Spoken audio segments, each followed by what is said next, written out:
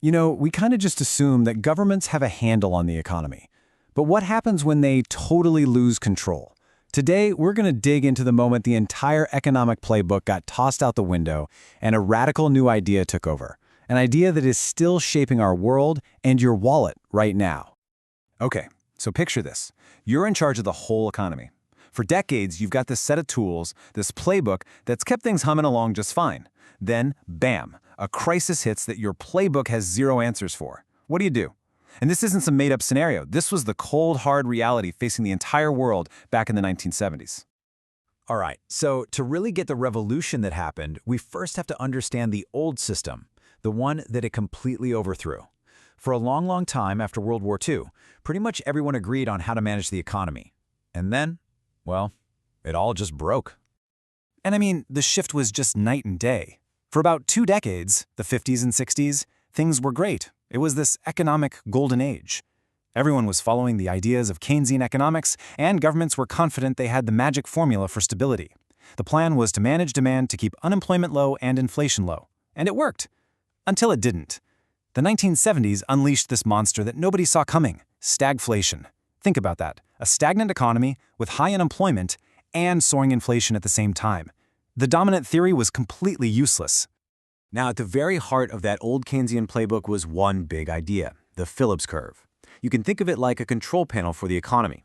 You could turn up the inflation dial just a little bit to buy yourself lower unemployment, or you could cool inflation off at the cost of a few jobs. It was supposed to be this stable, predictable trade-off. But stagflation didn't just tweak the dials, it blew the whole control panel to bits. Suddenly, you had the worst of both worlds, high unemployment and high inflation. The central pillar of economic thought was just shattered. So into all this chaos and confusion steps a challenger, an economist who came along and said, "You're not just wrong about the solution, you're wrong about the entire problem." And his name was Milton Friedman. And look, Friedman wasn't just some minor critic with a few complaints. As the historian Robert Skidelsky put it, he was the main event. He was the one who stood up and challenged the entire Keynesian system. He wasn't trying to patch up the old, broken model. He was there to replace it with something completely new. So what was his big, radical idea? It was called monetarism, and it was a total change in perspective. Friedman's message was, honestly, pretty simple. Stop trying to micromanage everything. Forget all the different dials and levers. He argued that the single most important thing, the one lever that really mattered for the economy's health, was the total amount of money floating around in the system, the money supply. And this intense focus on the money supply led to his first, and maybe his most famous bombshell, a brand new story about what actually causes inflation. Okay, this right here, this is one of the most quoted lines in all of modern economics. Before Friedman, you heard all sorts of reasons for inflation, right? It was powerful unions demanding crazy wages, or greedy companies jacking up prices, or oil shocks from halfway across the world. Friedman just swept all of that off the table. He said the cause was much, much simpler. His logic was actually pretty straightforward. Inflation happens, he said, when the central bank is creating money way faster than the economy is creating actual stuff, goods and services. Think about it. If you have way more money chasing the exact same amount of stuff, prices have to go up. It's not about greed, it's not about unions. It was just, in his view, simple monetary math. So the solution that came from this theory was incredibly simple, almost shockingly so.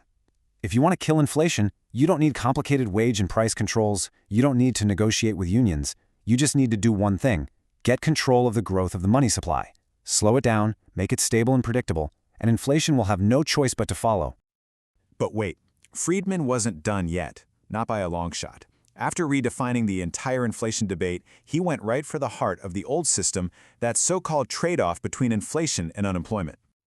So here's the real battle of ideas.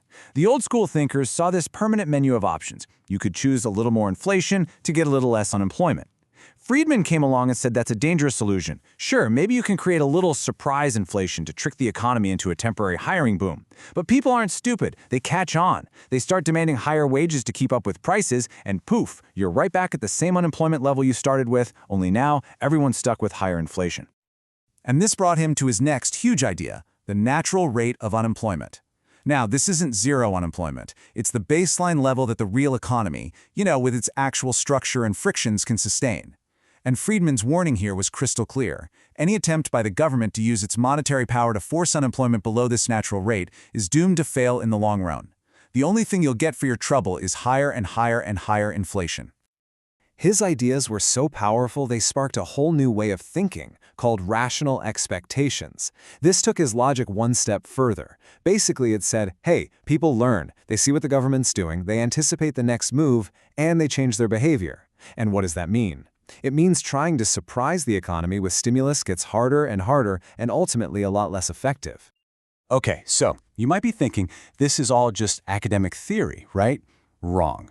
These ideas radically changed how governments, and especially central banks all over the world, actually run our economies. Let's look at the legacy. By the early 80s, things were desperate. Inflation was out of control, hitting double digits in places like the US and the UK. So, policymakers finally decided to try something new. In the US, the Fed chairman Paul Volcker, and in the UK, Margaret Thatcher's government put these monetarist ideas into action. They slammed the brakes on money growth to crush inflation, even though they knew it would cause a pretty painful recession to get there. And the changes this brought about were massive, and they're still with us today. For one, fighting inflation or achieving price stability became the new #1 job for central banks. That old idea of constantly fine-tuning the economy, it was replaced with a deep skepticism of government meddling. The new goal was much more modest. Just provide a stable and predictable monetary background and then get out of the way. And this is also where the huge push for independent central banks came from. The idea was to protect the money supply from politicians who might be tempted to print cash for a short-term boost. And as Nobel laureate Robert Lucas, one of the key figures who built on Friedman's work, pointed out, this change was absolute. The monetarist focus on price stability became the new gospel for central bankers everywhere.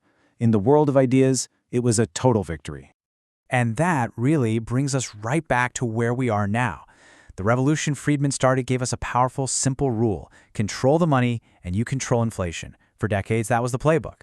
But today, in a world of massive financial crises, global pandemics, and crazy supply shocks, is that one simple rule still enough?